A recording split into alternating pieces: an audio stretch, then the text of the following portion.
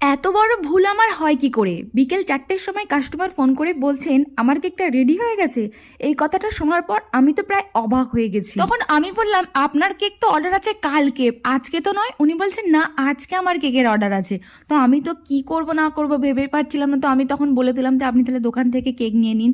উনি বললেন না, আপনিই বানিয়ে দিন। তো এত তাড়াহুড়োর মধ্যে আমি কি করে দেবো? উনি বলেছিলেন 5:30টার সময় কেক নেবে, এটা তো সম্ভব না। তার উপর আবার চকলেট কেক। যেহেতু উনি আমার থেকেই কেক নেন, তাই উনি বলছেন না, আপনার থেকেই আমি কেক নেবো, প্লিজ একটু টাইমটা ম্যানেজ করে দিন। তো আমি বললাম 5:30টার মধ্যে আমার পক্ষে কম মানে কোনোভাবেই সম্ভব না। তো আপনি চাইলে কিন্তু 6টা 6:30 নিতে পারেন। বলছে ঠিক আছে, তাই করে দেবেন।